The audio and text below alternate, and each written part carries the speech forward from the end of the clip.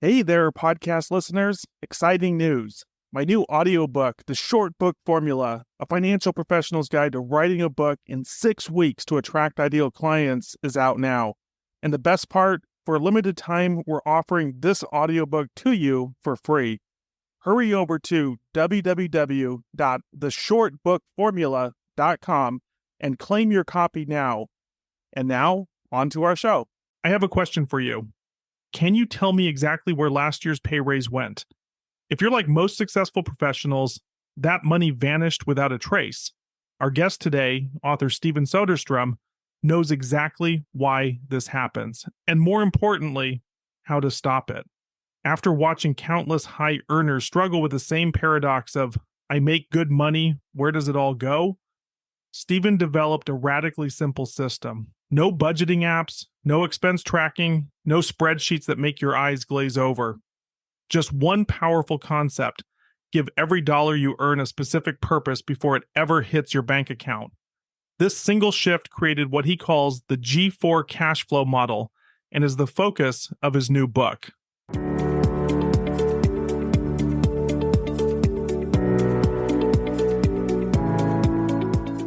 Hey, Steven, how are you doing? I'm fantastic. Thanks, Paul. I've been really looking forward to today's interview. I met you, I want to say about 1 year ago today at a conference. And since then, you've started working with us to publish your book, which is what we'll get into today. I hired you to be my financial advisor. Yes. I also want to introduce my brother, Gabe McManus, who was your book coach. You've, in the past year, have had a big impact on both Gabe and me. We've been really influenced by your ideas, which we'll get into in today's podcast. And so I thought it'd be fun to have Gabe join along just so that we can recapture the magic of everything that you shared with us as we approached writing and publishing your book. Yeah. Hey, Steven. Hey, Paul. It's good to be with you guys again and on the podcast. This will be fun. Yeah, as I've shared, I'm excited to have Gabe here. He was a great partner in writing the book. I really admired his point of view, the questions that he had. There were real questions that real people had. And so it was super beneficial. I think I was with him for a reason, and I really valued his perspective as we worked through that process. So Gabe, I really appreciate you being here and taking time out to do so as well. I will say one more thing, and part of the reason that I had Gabe work with you is that when you and I first met, Steven, you had mentioned that you love personal finance books. And I think Gabe has read or listened to about 30 personal finance books in a year. I thought, okay, these two people are going to geek out over personal finance books. And I was right, because typically the coaching sessions that we do are an hour. And I think you guys did 2 hours per session minimum or something along those lines. Yeah, we got in the weeds. It was fun. It was a great sparring session back and forth of what you read and then what real life actually means for folks, how to be able to blend those two spaces. So it was really fun. I really enjoyed the conversations. Yeah, I did too. I think I'll just add this as we get going, is that one more twist is that Gabe has always, or until he met you, has always been, I would say, a staunch DIYer, do-it-yourselfer, whereas he thought, okay, what's really the value of a financial advisor? And just in those conversations that you had during the process, his mindset completely changed to seeing the value of having a financial advisor such as yourself. With all that being said, I'm really excited for today's episode. We're going to go a little bit longer form than we normally do today, because we really want to capture as much of the magic that you and Gabe did during the process of writing the book so that our audience can benefit from that. Does that sound good to everyone? Sounds great. Sounds great. Thanks, Paul. First question, and this is a big question. Tell us your story. Who is Steven Soderstrom? How'd you get started out, and what led you to where you are today? How we had a chance to get into this profession is pretty neat. I went to school to become a teacher. So I was at college. My goal was to graduate with a teaching degree. And I'd always loved money. I'd loved business. I'd loved finance. But I got a teaching degree because I also wanted to be a teacher. And if I got a business degree, I couldn't become a teacher. If I got a teaching degree, I could do that. And so I actually graduated, and I was in a long-term position at a middle school here in Minnesota. And during that time, my wife, Kelly, at the time, actually recorded a show for me on Oprah. So she knew I loved money, knew I loved business. And so while I was at school, she taped this Oprah episode. And it was her episode on money, right? Somebody was there, a book to talk about, and it was about money. So I watched that show when I got home and immediately just went out and bought the book and read the book in a day. And that was my epiphany, was I'm going to teach money. I don't know who, I don't know how, I don't know what it's going to look like, but I'm going to teach people money. And it was my my favorite thing to learn about. It's still my favorite thing to learn about today, to read about. If you looked at all my feeds have finance information on them, articles that we read, podcasts that we listen to. It's all based on finance. And so watching that show on Oprah was a wonderful epiphany and a wonderful moment that between my wife, Kelly, and Oprah, they completely changed my life. And since then, that's what I've been able to do, is actually teach money to people who really need it. I'm glad that you said between your wife and then Oprah. I think that was a smart decision. I feel like that was a smart play as well. Both equally important. So yes, it's been awesome. That's one of those things that in our early conversations really came through, is that you have a teacher's heart. And so when you're sharing the ideas about money, it resonated so deeply because that's your beginnings. That was the ability to teach and to help somebody understand complicated ideas. I think that's what got me nodding my head along from the start and realizing that there was such value in the things you were talking about. Thanks, Kip. The hard part about what we do, or one of the most important things that we do, is take complicated information, complicated concepts, and just put it into a way that just about anybody can understand. And so no different than a teacher working with every student that's there. Not everybody's a straight A student. Not everyone who walks in is a straight A financial entity as well. And so you've got to be able to take complex pieces so that when they walk out of the office with you, when they walk out of that visit, they go, oh, I feel so much better that we spent this time together, or I get this. That makes so much more sense to me than it ever did before. And when you have those moments, they walk away just like a student walks away, more confident, making better choices, better decisions, and therefore a better outcome. But it's being able to take complex information, complex strategies, put it in a simplistic form, teach it to them, and they go, oh yeah, now I get it. That's what we do. Can you take us back to maybe just your early days of starting out? I know that you covered this a little bit in the book in terms of you starting out, what you observed, and really why it was that you had to come up with a better system so that you could better serve your clients, so that you could get to the point where you are today. What I really believe is that deep down, we have pound for pound the best clients that are out there. Is that the clients that we have are meeting and reaching their full potential of what's possible within their life. It doesn't mean that every person walks in is making hundreds and hundreds or millions of dollars every year, or that they have $50 million, which is what makes us a great team. What they're really coming in with and what they've been able to do is to reach their maximum capacity. Now, it didn't start there. That's not where I started, but that is what I believe our clients have been able to do, is to become the best version of themselves possible. And that takes time to do, but that's who they are, which is why I believe then we actually have pound for pound the best clients in the world. And so that really came from when I started as an advisor. I thought my job would be, you would bring me your statements, you'd bring me your investments, and I'd tell you where you should hold more international or small cap or large cap. And I'd show you charts and graphs and rate of return. And I'd talk to you about standard deviation and beta and give you a whole bunch of words that at the end of the day, you'd walk out going, I don't really know why we're doing what we're doing or what he said. What did he actually say? But boy, look at how smart he is and what he really did. And what I found was a combination of actually real problems that people had that had nothing to do with rate of return,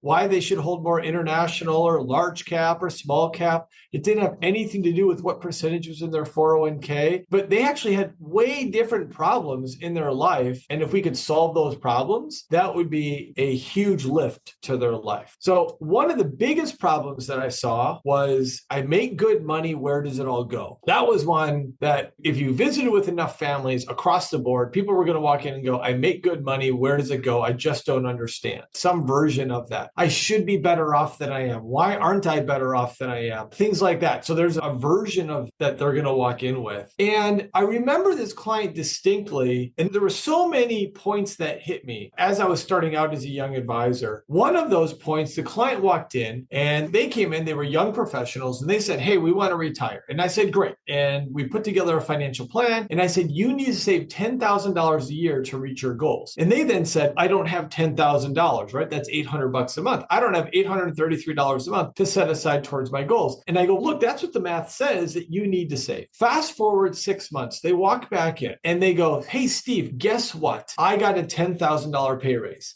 And in my mind, I went, perfect. round hole, round peg, 10 grand. It's going to go straight to retirement. They're going to make this happen. And I said, excellent. We're going to put it into retirement. You're going to do it. And I thought, perfect. And what did they do? Right? They go, we bought a boat. Boat. Perfect. Good choice. Right? We bought a boat. And then the next client, we're going on this vacation. We're doing this. I quickly realized was that they weren't going to be on track. It didn't matter the rate of return. It didn't matter how much I tried to tinker with their investments or whatever that might have been. It actually didn't matter. This client was not going to reach their goals. And that really broke my heart. And I knew that we had to fix this. At the same time, I was getting people walking in, as I mentioned, making $300,000, $400,000 going, where's all my money going? We've got to fix this. And then I watched clients at the same time, if they were older, they would have a 401k or a 403b or a retirement plan through work. That retirement plan would have a lot of money in it. Their personal checking account would have little money in it in comparison. And so what you realized was that if it was set up automatic, if they didn't have to think, they just put this money in and they've accumulated hundreds of thousands of dollars in an account that actually they put very little thought into proportionately. And then their checking account where they had complete thought over, they didn't have very much money. So these things were all hitting me as an advisor, seeing so many families come into our office. And then what I found was it happened to me was that when Kelly and I were young and we were starting off, we weren't making very much money. And we thought next year will be better. We'll get a pay raise. We'll get a bonus. We'll get a tax return. Next year will be better. And next year would come. Those things would happen, but we actually didn't feel any better. And then the following year, it happened again. And I thought, okay, if this is what's happening to me, who's in finance, who's a nerd about money, who loves finance books, who's reading all of this information, if this is happening to me, I know what I will look like if we don't fix this. And look at how our income has grown over the past 3 years. We don't actually feel better off. That was a real problem. And so we began changing the way that we live because we could watch people come in with their real problems, their real challenges, and create solutions that were actually just better for me. I knew where I would go if I didn't fix it. I needed to fix something for my own family to be better off than we were on track to become. And that's what we've done. And then we shared it with clients, not knowing that they would need it. But I just would say things like, this is what Kelly and I now do. And they'd go, oh, I'll try that. And then it began to work for them. And then the next client and the next client and the next client. And over years, it became transformative to where our clients are at today. To me, that's what was so relatable, because I think you shared some version of that when we first met, and it just struck me just as, that's me. And I can only imagine that's so many people, and you just nailed it, because I'm a big believer in habits and behavior, and I have a belief that I can make as much money as I want to make, but at the end of the day, if I'm just spending more, inflating my lifestyle, then you end up in the same place. You might have bigger, fancier toys, but are you really better off? Is your stress really down? Have you really accumulated enough? I think that was the thing that struck me so uniquely, because for most other people that I've worked with, it's always about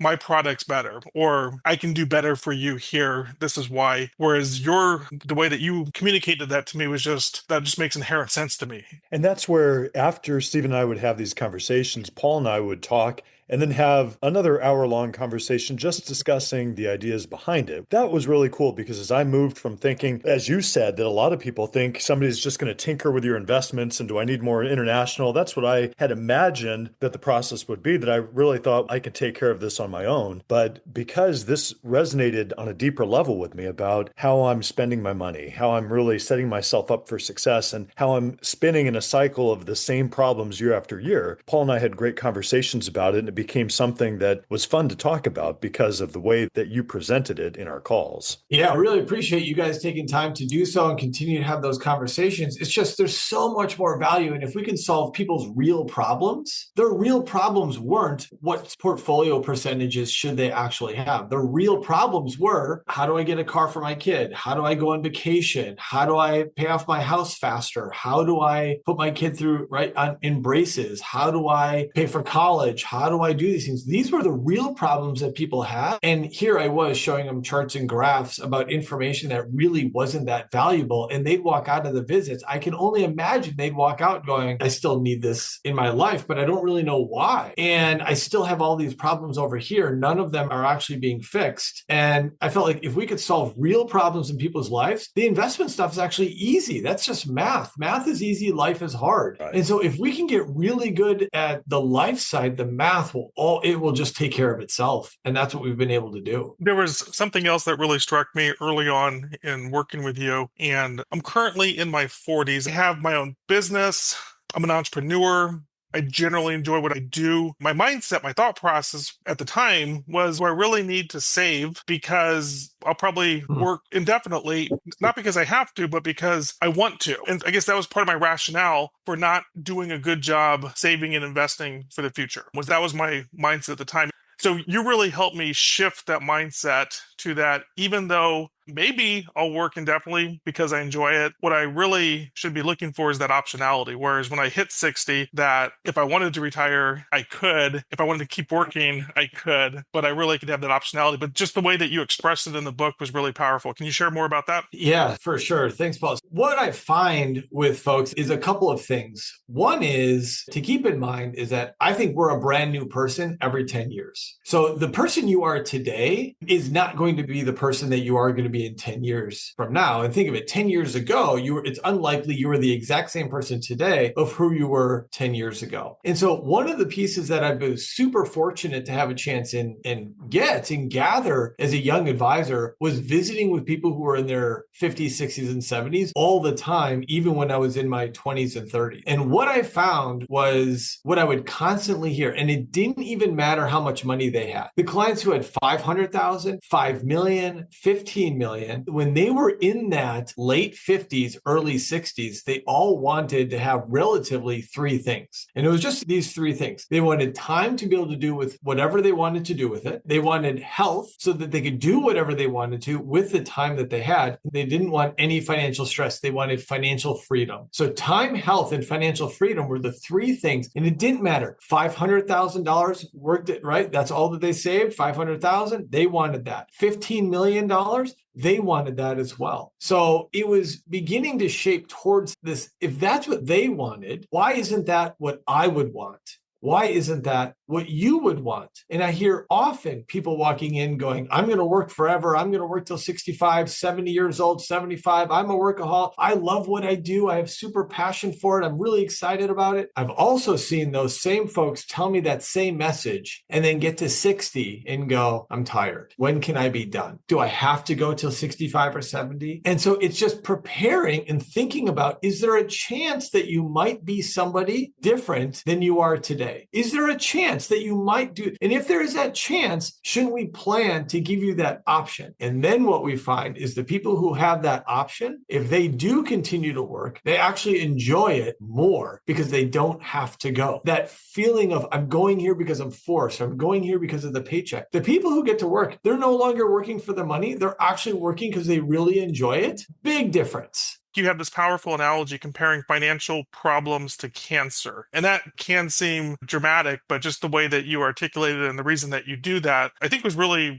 eye-opening. Can you share what, at least in terms of the book, what you meant and what you mean by financial cancer? Thanks for bringing that up. And I appreciate the thought of it does feel dramatic. It feels dramatic to relate money to cancer. And I completely understand that. But I also think it is that the money problems that people have, they're usually inside. They're usually really deep down, and it's a challenge. And so what happened in my life was there's a photo in my office, and I've got a wall of photos, and there's 9 different photos. They're all in the shape of a square. And in the bottom left-hand corner of those array is a picture, family photo, and my dad is in that picture. And it's all of us together, and it's around Christmas time, and we're all smiling in that photo. Everything looks good on the outside. But on the inside, we had no idea that at that time, my dad had cancer. There was kidney cancer that was in there. We had no idea. At what point did you see the analogy to people's financial lives? And when did you make that connection and start talking to your clients about it? I think there's so many people that once my dad realized he had cancer, and once he had those decisions to make, that's when it really hit, because he would feel like, I don't feel anything. I feel feel fine. Why do I have this cancer? What if I do nothing? If somebody came to you and said, I have cancer and I'm going to do nothing, you would think that's crazy. That is, what are you talking about? There's ways to fix that. There's ways to get better. What I feel is that same thing happens to people every year in their finances, is that they know I'm not as good as I could be. They know, maybe I've made a poor choice here. I could have made a better choice there. They know, man, why are we still solving this problem? I got a pay raise. I got a $30,000 pay raise. Where'd all that go? And yet they choose to do nothing about it. That's a problem. That seems silly. If my dad wouldn't have taken steps to resolve the cancer at that time, that would have ended negatively. And no different. If we don't take steps to improve our financial lives, I believe we'll die at our desks. I believe there will be high-paying individuals making good money, living in good neighborhoods, driving nice cars that essentially will die at their desk. They will have to work forever. And we don't have to. It doesn't have to be that way. And that's hearing that and listening to you. That's where I guess I self-diagnosed a year ago, where pay my bills, felt that I had good income,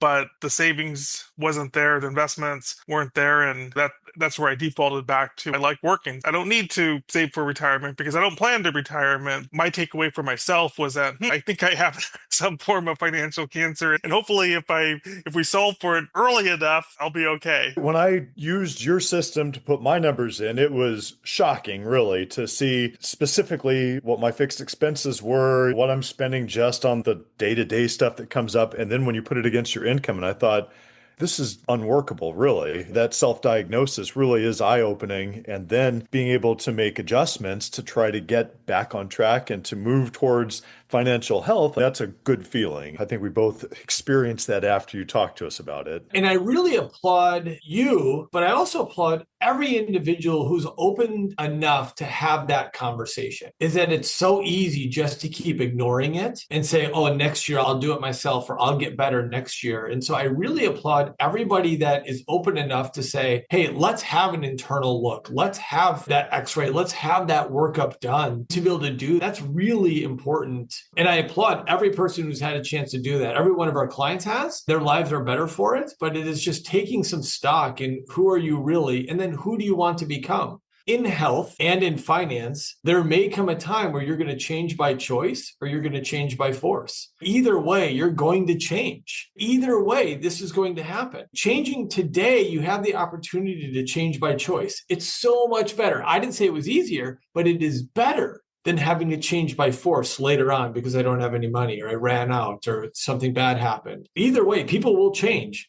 It's just, please change today, get better today. Your life, you can improve today. We just have to take action in it. I think along those lines, to me, this was a relatively new concept, or at least a new understanding for me. You call it the high income trap. I think probably many people have that, which is I'll just make more money. And when I make more money, then that'll solve my problems. Again, a business owner, entrepreneur, I have the capacity to earn more money. I don't need to scrimp and save now because I'll make more money in the future. My problems will be taken care of. Can you share more about what the high income trap is? The high income trap really came from watching clients who, as they were beginning to near retirement, say this was the life they wanted to recreate. And so what I mean by that is they're going through their 20s, 30s, 40s, and maybe even into their 50s, and they're making money. But when are they going to make the most amount of money? They're making the most amount of money right at the end of their career. In the last 5 years of their life, they're making the most amount of money. And so what dollar amount do they then want to recreate? They want to recreate that last 5 years of lifestyle. But it seems silly, right? Because all of the years before that, they weren't saving to recreate that number. They were saving at a much lower dollar amount or a much lower pace. All of a sudden, at the end of our life, they go, I want to recreate this income. And it's very challenging for us to do. And very simply, the way that I think of this is that if there's a couple that's out there and they're making $100,000 a year and they retire, Social Security, whether it's here or there, this income, Social Security might cover $70,000. So they make 100, their Social Security is going to cover 70. They need investments to cover $30,000. There's another household, they're making $400,000 a year. Social Security is only going to cover $80,000 between those, which now means a $400,000 couple needs to recreate $320,000 a year in savings and in income and in need. Between incomes, 100 to 400 is only 4 times the difference. But their savings need went from 30 to 320,000 per year that they were now responsible for. So you have 4 times the income, but 10 times the savings requirement for you to live that lifestyle that you want to live in those last 5 years. It's a real problem. If you're not thinking about those pieces, it can be a real problem. And if you don't have enough money and you retire, that's a problem. Do you have a lot of clients that come in at a certain point and they haven't really conceptualized that fully, and that they've been contributing to the 401k but not realizing that they're not even close to making up that gap? Yes. And it's usually these are folks who believe I'm doing well. We just had a client walk in, they're in their mid 40s, they're in this 400,000. We've got $1.5 million. We're getting stock. We've got 401ks. They've got good money coming in. They're making good income. They've actually have over $1 million in savings, and they're thinking, we're doing all right. Once you actually extrapolate these pieces out and put some real data to it, it becomes pretty clear, oh man, maybe I'm not doing as well as I thought I was doing. And thank goodness they are giving themselves enough time to pivot, adjust, make decisions. So our job really for high income individuals, what we believe is that they're smart people who can make smart decisions, but they need smart information to be able to do so. And it'll become very clear. The answers will absolutely show themselves, and they will make and have made much better choices. Their futures will be better for it. You had talked to me at one point about the analogy to Michael Jordan choosing his coaches, that when I was talking about do it yourself, that I'm thinking I'm going to save a few dollars by not paying a financial advisor to manage my money. Could you share what you were talking about with an athlete, the way that they think about the coaching and the advice that they get in their lives?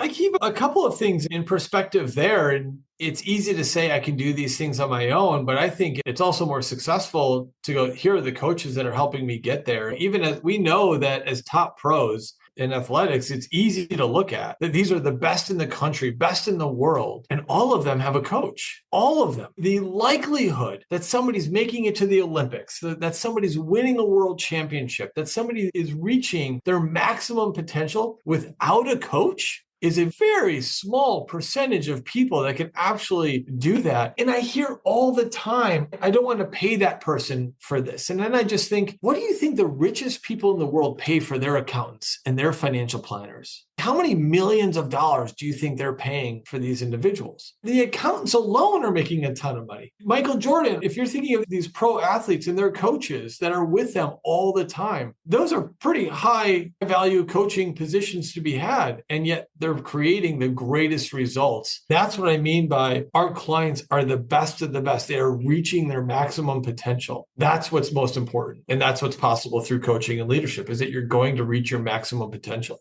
This whole book is centered around what you describe as the G4 cash flow model. What is the G4 cash flow model? The goal with the G4 cash flow model is to solve what we have is the biggest problem that clients are actually walking in with, the biggest feeling that they're actually walking in with. And very simply, that is, I make good money, where does it go? And this dawned on me in a couple of ways. When I was starting out as an advisor, I knew how much my dad was making at 30 years old, and I knew how much he made at 60 years old. It was a pretty big gap. And clients would walk in and they'd say things like, I'm making good money, I don't know where it goes, but next year will be better. The next bonus, the next pay raise, the next tax return, that will be better. We would ask the question, what did you make 3 years ago? What do you make today? And where is that difference? If we could find the difference, could we achieve your goals? The answer was more often than not, yes. The best part is that 3 years from now, you're going to make more money again in the next 3 years. So if we could just find that gap, what were you making 3 years ago? What do you make today? If we could find that gap, we could achieve your goals faster. And the best part was 3 years from now, you were going to make more money. So what we built was this model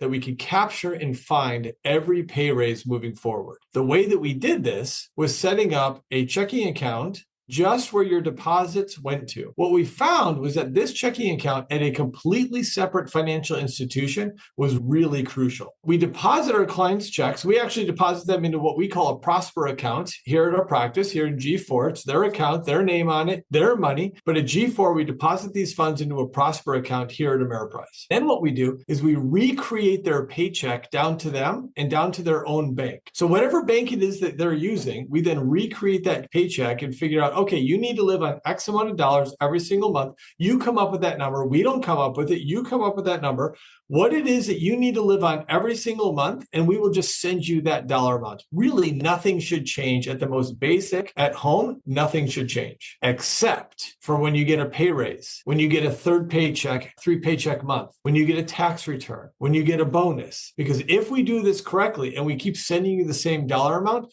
now we've instantly captured that bonus, pay raise, and tax return. And invariably, the clients come back with the best question, which is, what do I do with all of my money? Not, where did my money go? But now it's, what do I do with all of my money? And that has been the key to this whole piece. How do you create that structure, that discipline? This is how much money I get every month, and I determine the number. How do you help people determine that number? There's just an exercise that we go through at the beginning. And one of the pieces that I just ask clients for is, I'm not asking you to go back the last year, 6 months, and average out every expense and where did it all go. And I don't need all of that information. I just need a good ballpark for us to start with. Is that I always feel like if you give us 10% effort around filling in some data, we're going to get 90% of the results. I think I gave you 10% effort initially because I spent about 15 minutes before our first call and said, okay, this is all I got. This is perfect. That's all that it takes. If you just give me 15 minutes, we're going to be 90% correct. And then we're going to feel it out after that. We're going to just try things like, how does it feel? Because what I would find is whether it's in the apps, whether I put a spreadsheet together, right? Again, here's who I am. I'm a spreadsheet person. Could you imagine how enthusiastic Kelly would be when I bring up a spreadsheet and I go, hey, honey, I want to talk about this line item on a spreadsheet? Can you imagine how that goes? That's not that just doesn't work. We have on the spreadsheet that we're only supposed to do this. That's not real life. So we needed to create a way that we didn't have to think, that it could just be automatic, that we could capture these funds instantly and create really the secret sauce to this piece is that there's just an invisible wall that what I hear from clients is that, and what I felt personally, is that there's this invisible wall between the money that they deposit, the paychecks that they deposit into this account over here, and then their spending account over here. There's this invisible wall, and they feel like, well, I can't really go back and get that money. And we know if we were really truthful with ourselves, and I said, there's money in your checking account, at minimum, you're tempted to do something cool with it and spend it. At minimum, we're tempted to do, but if it never showed up in your account, it wouldn't actually even cross your mind. You wouldn't even spend it. And so creating that invisible wall where clients go, that's not even my money. I hear that. No, that's not even my money in my Prosper account. It is their money. It is with their future's money. It's building wealth for them at a faster rate, but they perceive it as it's not even my money because it's not at their bank at home. And I think the best analogy is that it has a similar dynamic to the 401k. Yes, that's exactly it. Is that this idea that people could build a 401k by just putting 10% of their money into a 401k and have it build up over hundreds of thousands of dollars. It's their money. Their name is on it. They could access it at any time they wanted, but they never do. But it's their money. And so that exact same idea, I felt like when I built this, it was, why are we just funding a 401k at 10%? What if that idea could work with 100% of our paycheck? And so that's all we did was, instead of just using 10%, we said, let's build that idea with 100 and go from there. And it has been a huge game changer since. Can you drill down on what you call the CEO account? And so I get that you're sending over a fixed amount every month from the one institution into, say, my primary check account. How do I make sure that lasts the full month? Yes. So the first problem Kelly and I solved was, hey, our income is going up. How do we capture the growth in income? So that was our first step. Then the next problem that we found was still at home. Again, I am this spreadsheet person. This is who I am. Is this individual who watches all of the accounts. And my wife, she is a normal person. She's the one responsible for getting everything for our family. She does it all. She's wonderful. I would joke that really I'm just the bum of the relationship. I just show up to work, I go home, and I'm really just the bum. Kelly runs the whole household. But what we found, one of the challenges that we had on a personal level was that Kelly would go to the store, she'd come home with 3 bags, and every single time, we have 4 kids, mind you, she'd come home with 3 bags, and every time I would ask her a question, how much did you spend? Every time I'd ask her, how much did you spend? So if you can relate, that's every time. And then I'd have a second question. Did we need that? Every single time. It wasn't that I didn't love Kelly. No, I love Kelly. I know that she's getting things for our family. But what it felt like to me was that very simply, there was a slight friction every time she would walk in the door, whether it was intended or not. It felt like I was judge, jury, and executioner every time she would walk in the door. And it just wasn't a fair way to run a family at all. And so we had this real problem. So we had to find a way to solve it. Now, as the planner that I am, and many are, they could tell you what your property taxes are for the whole year. You could tell you what your mortgage or your rent is for the whole year. You could tell you within a couple bucks what your utilities might be, or your streaming services cost for the whole year. If you're CEO of a business, CEO of a company, CEO of a family, for the whole year, what these are going to cost. What you weren't sure of is what were you going to spend on food, gas, groceries, dining, entertainment, clothes, hobbies. What were the real things that you were going to spend in life? So all that we did was not knowing exactly what we were going to spend. We just created a target, and we created a second checking account. And we said, we're going to move money from checking account 1 to checking account 2 at our bank every single week. And that's what you get to spend. And you can spend it on anything. We created a CEO account that is designed for spending. It's supposed to be guilt-free. If Kelly comes in with 3 bags, it's 3 bags. That's what it is. There's no conversation regarding it. That's just what it is. We know that we're running the family, but it's an account with money that's in it designed specifically to be spent for our family's benefit. Now, what happens if before the following week you run out of the money in your CEO account? Do you go on your credit cards at that point? What's the answer at that? Good question there, Gabe. So a couple of things that we found valuable. One is we found that moving money from the main account to our CEO account every week was actually one of the most important steps to this. Is that usually people get paid every 2 weeks, right? Maybe they get paid every 15 days. And if you had to go that entire time, there's a chance that you might get run out of money.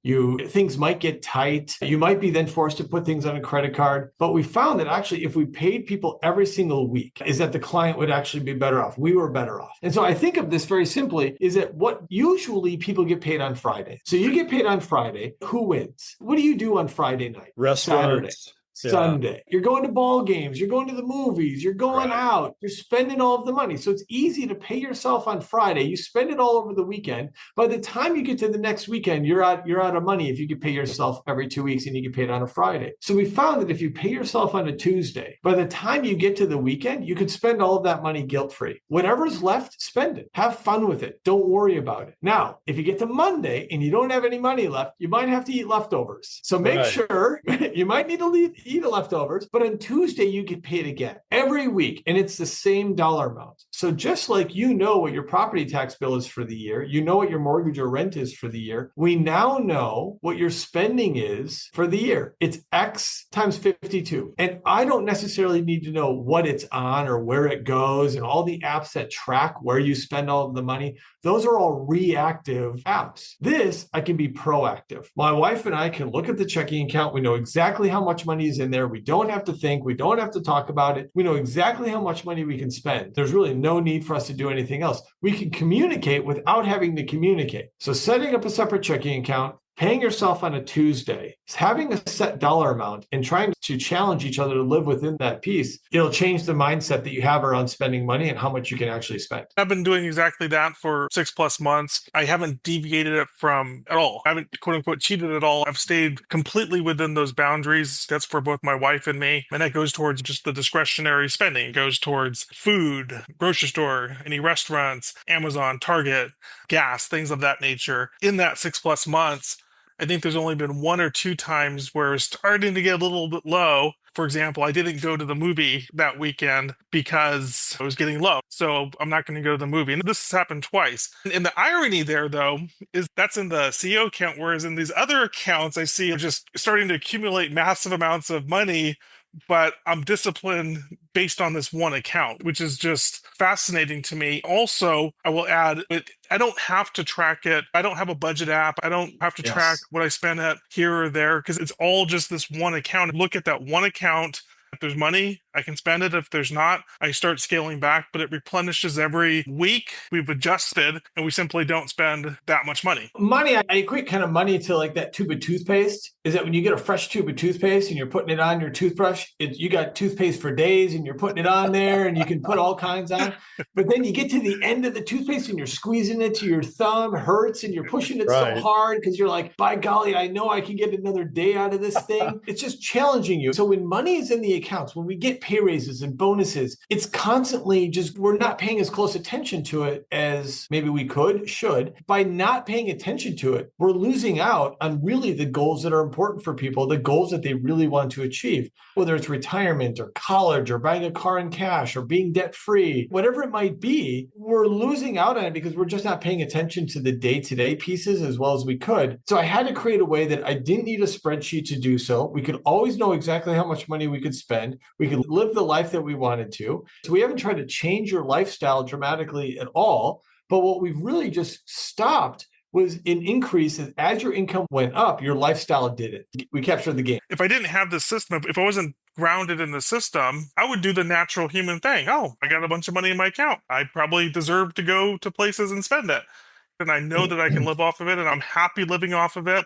It's the accumulation in my savings and investments is skyrocketing where it's out of sight, out of mind. It's taking into idea that over time, your income will go up. How fast it goes up, when it goes up, whatever that looks like. But again, we challenge. I knew what my dad made at 30. I know what he makes at 60. I know that there's a wide gap in there. I understand inflation is a thing, but it's still, the pay raises are larger than what the inflation is. There's an opportunity for us to capture those dollars. That's all that we've done. Is that I had an advisor, that a friend of ours that we were working with, and the client came in and they were making $500,000 a year, and they had $1 million portfolio at that time. And I said, what's the greatest way that you're able to get them an extra $100,000? He came up with, here's the investment idea that I would do to get them $100,000. My answer was, can you help them just save $100,000? Could you help them find $100,000? Or when their income goes from 5 to 6, could you find that 100,000? Because they can guarantee that it just went up $100,000. Their net worth just improved. So we don't need a fancy investment piece to make it happen. If they can just make it happen, they can control the outcome. It's so easy for us to go, oh, it's rate of return is why I'm not being successful. No, you can actually outsave rate of return. And then when you combine the two are fantastic together. But we've just got to get in on being able to build the assets the way that we have. And our spending is usually the largest culprit that we have is just not paying attention to day-to-day spending. We talked about the CEO salary. There's some other savings buckets that are very specific. These are part of that monthly amount that you send over from the one institution to the other institution. The other day, I also have an automotive account that you encouraged me to set up. You're going to have maintenance every so often. At some point, you're going to buy a new car, et cetera. So I've just been systematically putting money in there every month for this future problem that I know I'm going to encounter. And the bill was like $1,200. I'm like, great, here you go.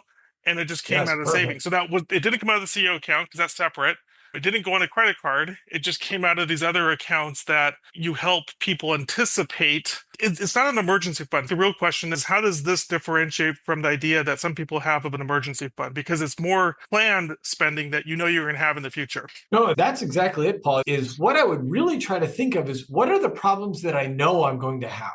Right now, what problems do I know that I need to solve over the course of the next 1, 3, 5-year time frame? And if I needed to, what would I do today to solve that problem? For example, travel. Kelly would like to leave the state. We live in Minnesota. We'd love to leave the state, especially in the wintertime. I'm a fan of leaving the state, especially in the wintertime. So we know that's something that we want to do, is to be able to do that. And so we had to figure out a way to solve that problem instead of every year being a thing that we had to get into. What we did was we just set up a separate savings account. We just nicknamed it travel. Every month we moved money in there. This really came from the problem of getting to that time of the year, wanting to leave, and then going, where's the money for it? And the real problem from this would come because I am who I am again, and Kelly is who she is. I'm the nerd and she's normal.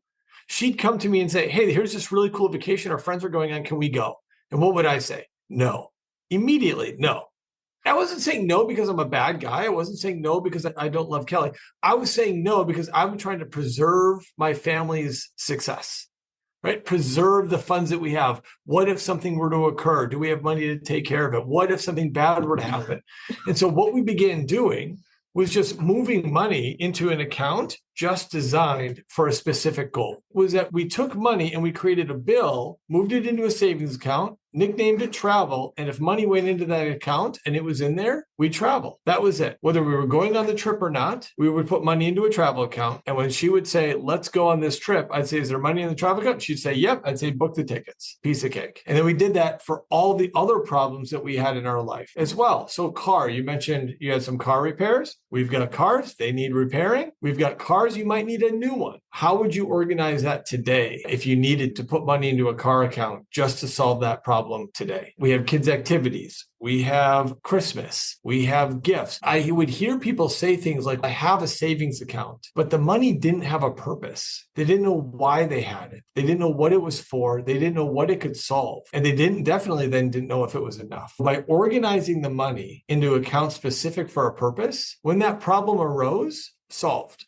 That was one of the eye-opening things that when we were talking, you said Christmas, birthdays, we act like we don't know that these things are coming up every year. We just have to face it when we get to Christmas. And I thought, well, that's true, that I could be putting aside money throughout the year. So when Christmas time comes, I say, I'm prepared. I have money ready to go for this. Yeah, we know that credit card debt increases during Christmas time. We know that February financially is a depressing month because they are financially is when the credit card bills are now showing up and they have to pay those.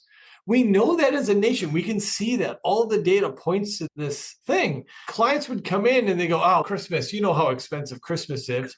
And I would think, come on, we know it's coming. You know it's happening. It's the same date every year is that we know that you're going to spend more money during this time frame. Why are we surprised by this? I really just try to figure out ways to pre-solve problems. And if we could pre-solve them, they were no longer a problem. Christmas would just get solved.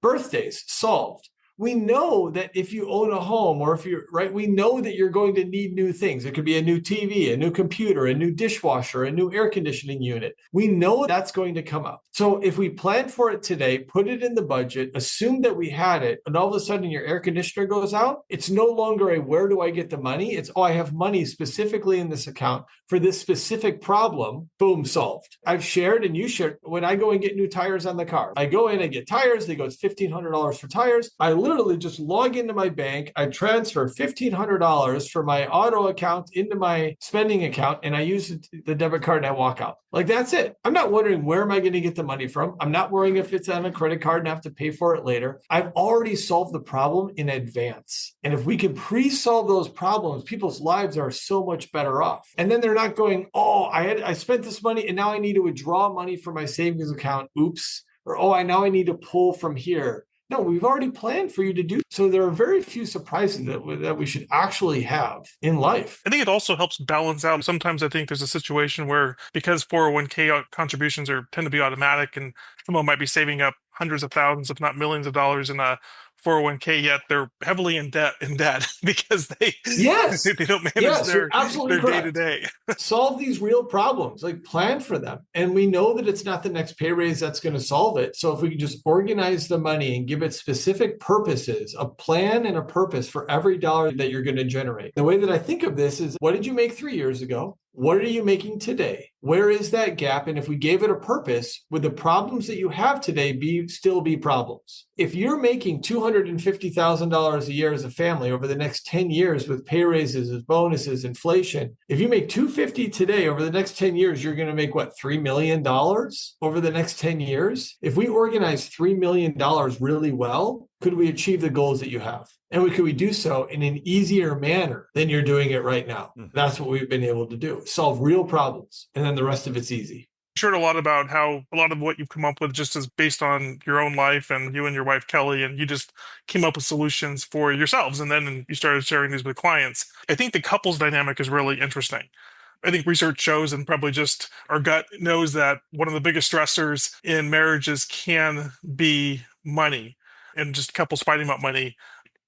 Can you share any stories or just what in terms of the people don't come to you for marriage counseling, I imagine, but what's some of the impact that you're having on people as a result of setting up these systems, which the first time you do it, it might sound like a little bit complicated, but I can tell you that once they're set up, they're automated. You don't even think about them for the most part. It's so simple to follow once they're set up. Relationships and money is such a hot topic and such an opportunity for discontent or frustration among individuals that the value of having some conversations, the value of having a third party. In most families, there is a person who is the money person. That is a normal thing. And then there's this other person in the relationship who maybe runs the family, does other. In my family, I was the money person. Kelly was responsible for the kids and the activities and all of that. Those were the roles. Usually we see people where there's couples where there's one person who's the money individual. That can create some sort of disappointment, frustration amongst each other because one wants to save it all and the other is just trying to manage the household really well. By having these conversations in an unemotional position with a third party,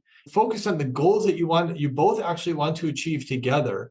You both agree on them. For the first time in many cases, they're now on the same page of the same book, reading at the same and all moving in the same direction. And now we know why something is happening or why we can or can't spend money or when we can spend the money, which is also an important metric to be able to actually go, no, you should go on those trips. You should do these things. You do have the capacity to do. We don't need to save every penny for this stuff because life is worth living.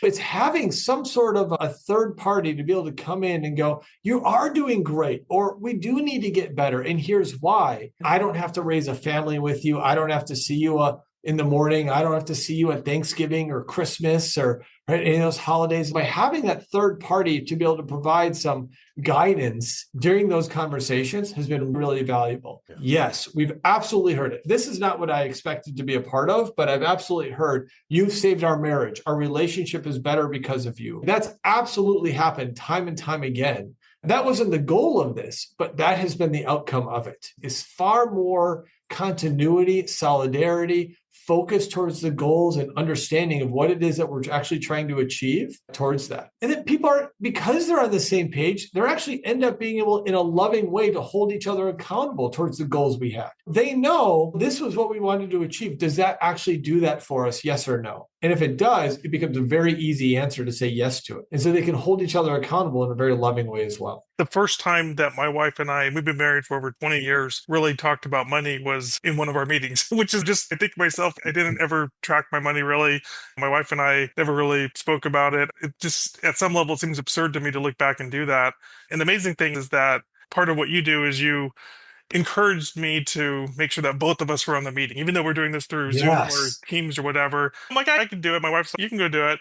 But you encouraged us to both be there, and we were. And it was funny because we weren't really apart. And so just having the conversation, you helped us to align it towards our goals. We both bought into it. There's just been very smooth sailing ever since. That's a great point, Paul. You know, what I find is that because there's one person in the relationship who's the money person, that's the person who thinks, I'm going to go visit the financial advisor. I'm the one who's going to do it. I don't need this other person. And that just seems silly because who lives the goals? You both live the goals. Just because I'm the money person in my family doesn't mean that Kelly's goals aren't any more important. They're, like we all know, they're more important than my goals. We know that's true. To have her there, I always think like one person might deal with the money, but you both live the goals.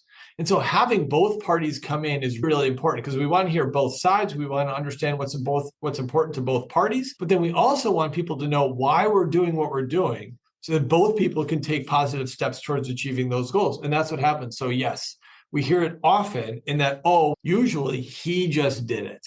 And I go, no, we want both of you to have a chance to come in. Or she's the money person. She makes the money. She'll come in.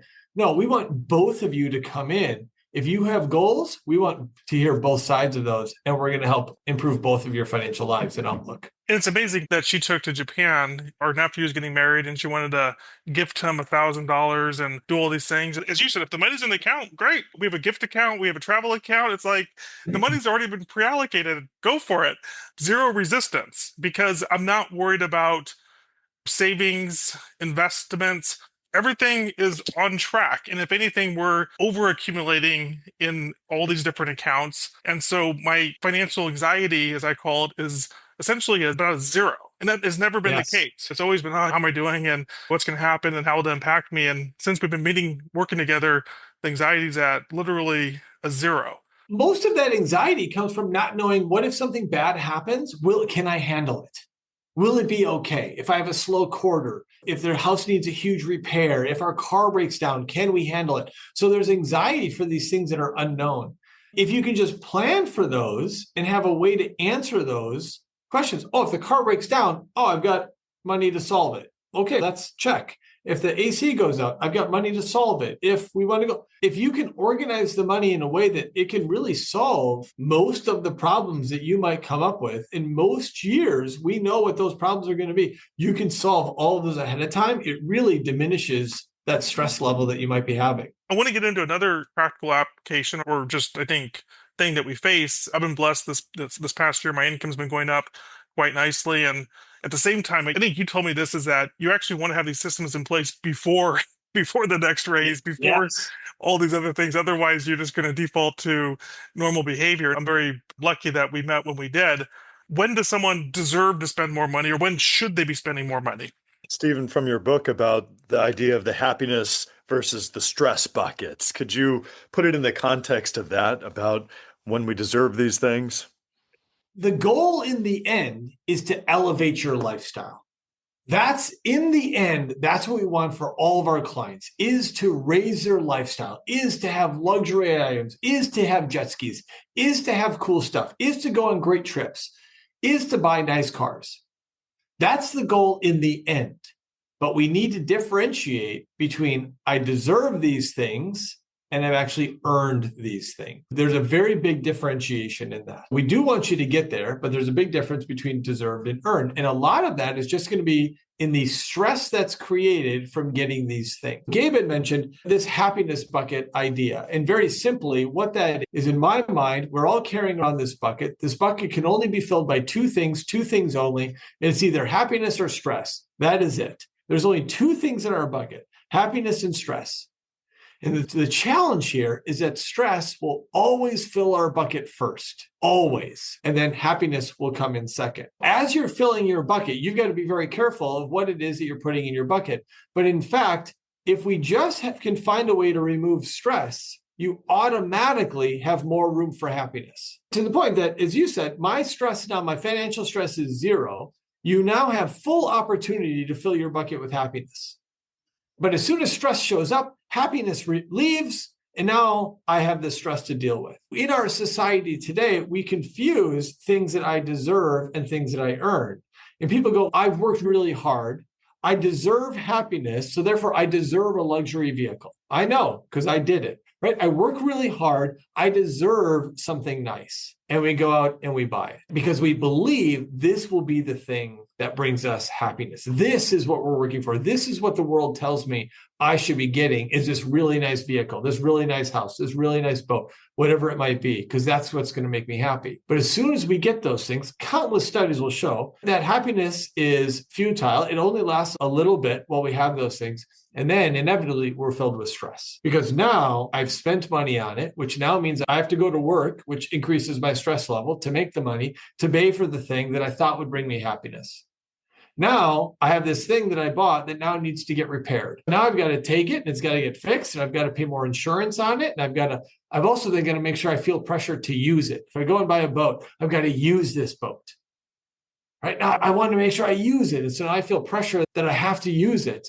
The stress of all of these items, just by adding in those items, removes the fact that I can actually fill my bucket with happiness. Kelly and I had this same thought process, was that we were working really hard. We were in our late 20s, early 30s. By golly, we deserved some luxury vehicles. We did it. We each had matching luxury vehicles. They were awesome. They were very nice. But there was a problem associated with them. It wasn't really aligned with the long-term goals that we actually had for our family, was to have these luxury vehicles. And so in the moment, it felt like we deserved these things. We worked really hard. Look at what we've gotten to. We deserve these vehicles. But at the same time, we were doing so at the expense of our kids' college funding and our kids' college education. If we were to really look forward in our lives 10 years from now, what really was going to bring us more happiness. The fact that we used to have some really nice luxury vehicles that are now 10 years old, or the fact that we could put our kids through college and they could walk out completely debt free. Even though we felt like we really wanted these things, it was a poor choice that we made in getting those. We actually had to turn around, had a conversation with Kelly. Fortunately, Kelly is completely understanding, open to all of these pieces. We sold those vehicles, bought very mundane vehicles at that time. I'm sure our neighbors were wondering, oh no, what happened over there at their house? But I can tell you today, as we're going through it exactly today, we've got a junior in college, he's going to be a senior in college and a freshman in college. They are thrilled. And we are also thrilled with the decisions that we've made. By having a chance to transition those vehicles to actually then go towards college education. What felt like a tough decision at the time, but now the happiness has absolutely flown through by removing a stress that would be, how am I going to cover this large expense for college? It's now just solved, and it leaves a whole lot of more room for happiness. How have you seen this applied in your clients' lives? That is it a tough sell, or do they get it fundamentally and then start to feel the benefits of filling or removing the stress from the bucket and letting the happiness rise, even though they're not getting any things initially? It comes in one of two ways. One is maybe if they're coming in younger, they've maybe seen stress from other people and they go, I don't want that. They've seen it and they go, I don't want to stress over those items. More often than not, though, people walk in already feeling stressed from some of the decisions that they've made. And they're going, I just don't want this stress. How do I get rid of this stress? How can I build a better model moving forward? Not everybody, and I don't think very many, have ever sold their vehicles and then repurchased some mundane vehicles. Those were steps that we did, but those are not conversations that we go, you should sell your car. You should sell. No, none of that. What we're trying to do is just think better in the years moving forward than we thought maybe in the last three. Let's think better in the next three. And so that we can look back 3 years from now and be really proud of what we've done. And so people, if they're younger, they walk in saying, I don't really want this stress to get added. I see it's happened to my parents, my family, my aunts, uncles. I see the stress they're under. I don't want it. Let's build a better model. Or more often than not, they're walking in going, I make really good money, but I'm still stressed out. I'd really like to remove that stress from my life. And how do I do? And then again, in the end, our goal is that they can actually do everything they want in life, that they can actually elevate their lifestyle, that they can increase their spending. That's actually our goal, is that they can increase their spending. But the way that we do that, as covered earlier, save money, buy assets, use those assets to then pay for an increased lifestyle.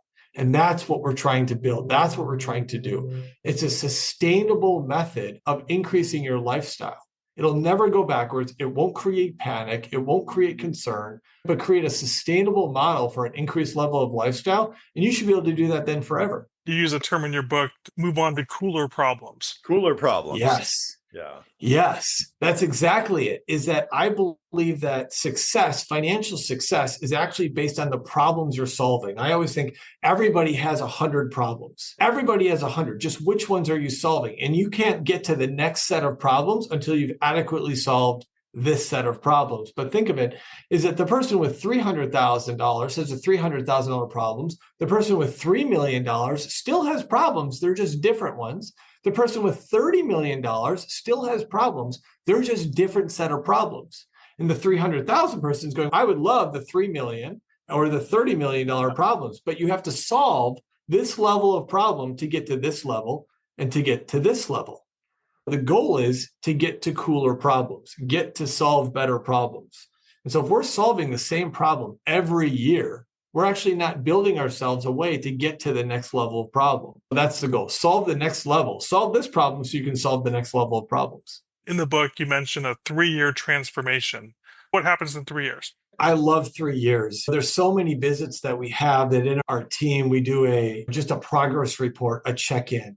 And it's been astonishing to go, hey, here's where you started with us. Here's where you're at today. Did you think this could happen? Whether the clients sheepishly say, oh yeah, I knew that would occur. It's amazing to see the results of what's possible over a 3-year time frame. We consistently really underestimate how much our lives can change over 3 years. And our clients have seen incomes grow. Your income can grow, but so can your net worth significantly. That's what we try to build. And I just think of it in a Small changes creating dramatic results. Think of somebody that you'd seen 3 years ago, and if today they physically have transformed, they're now in shape, they're ripped, they look right, they look great, they're all of those things. You notice it and you bring it up instantly and go, oh my goodness, how did you do it? And they have a chance in 3 years. They could be a completely different person in 3 years. The goal is if they just had a personal trainer and they went there 3 times a week, they ate right, they took all these steps, there's a huge opportunity for them to change their physical appearance in 3 years. It's no different than for them to be able to change their financial life in 3 years. And that's what we do. You look back after 3 years, I'm astonished, they're astonished regarding the results that they've been able to achieve.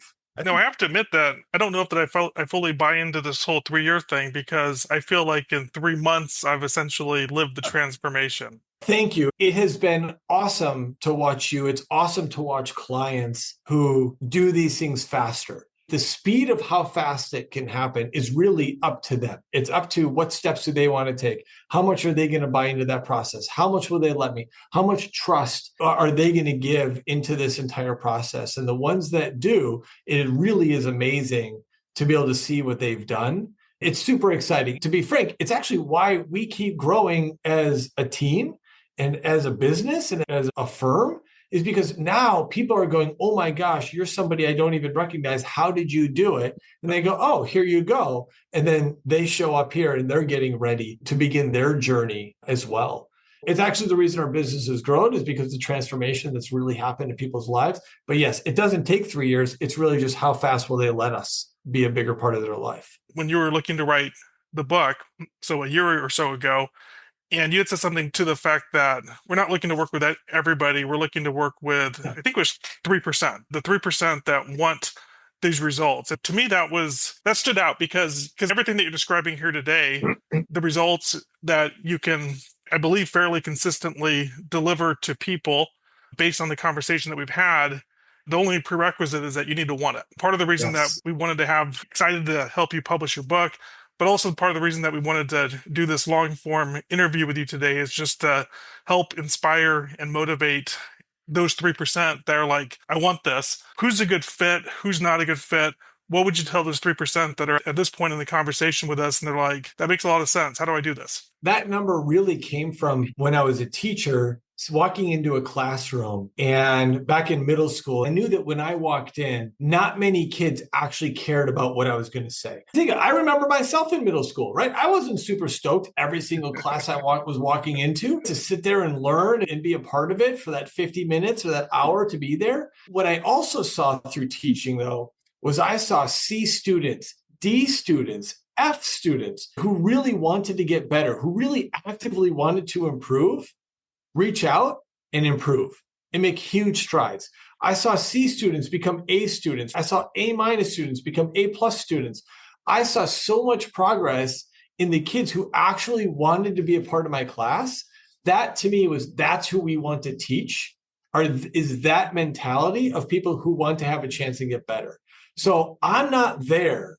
We're not here for just to have a chance and help you ho-hum, be a part of it. We're not here to talk just to talk. We want to change your life, and you have to be actively involved in changing your life. We're one of the few places that'll tell you, I can't care more about your success than you do. You must care first about your success. We will care right behind you, but you're going to care most about how successful you're going to be. And we're looking for the people who care that much to take action. It's much less about who are you walking in. It's who do you want to become. That mentality, that person is who we want to have a chance to be a part of.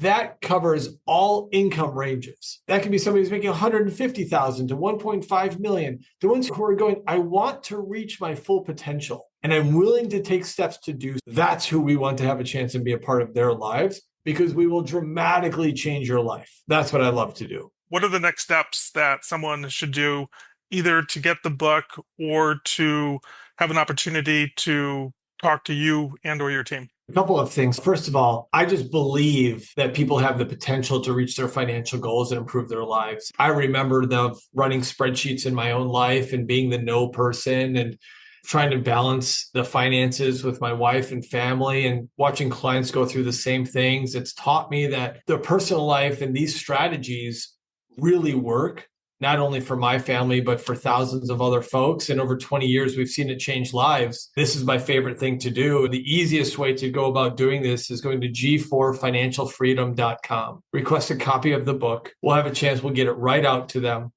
And we'll have an opportunity to begin changing their life right then and there. g4financialfreedom.com. They can begin having these conversations with spouses, significant others. What are the goals that you really want to have a chance and achieve? What really is important to you? If you could make something happen, what would you want your life to look like 3 years from now? And we build it now.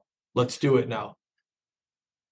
This has been fantastic. I've really enjoyed the conversation. I really feel that the conversation we've had today is almost like the audiobook version of the book. This is what you and Gabe, the conversations you had, I was able to listen in vicariously. Right. So I really hope that the listener really gets a sense of the kind of impact that the G4 cash flow model, which is what your book's all about, can have, and by extension, what you and your firm are all about. I'd love just in finally wrapping up, and I'll give this to either one of you, Gabe, just as Stephen's book coach and just your own learnings throughout this process, is there any insights or any takeaways or anything that you'd like to share before we wrap this up? And then I'll ask Stephen you the same question.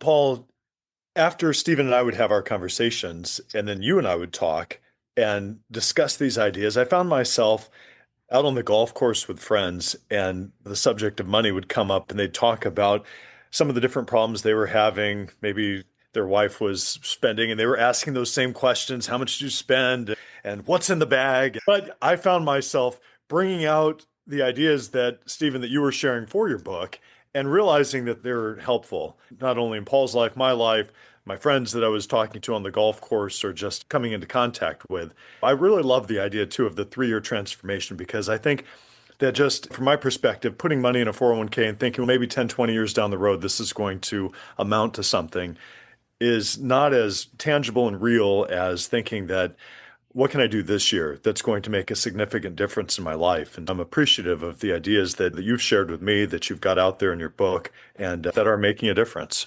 Thank you. Stephen, final thoughts before we go. I think the biggest piece to me is you can do this. This is regular people making tremendous strides to become the best version of themselves they can be. Is that this isn't about what I did yesterday or, I would have, should have, or couldn't have done that. This is just about how can I be great today moving forward? And it runs the income gamut from clients in the hundreds of thousands to millions of dollars are walking in with these same ideas of how can I get better? How can I reach my full potential? And it's possible. And your life can be changed in significant ways.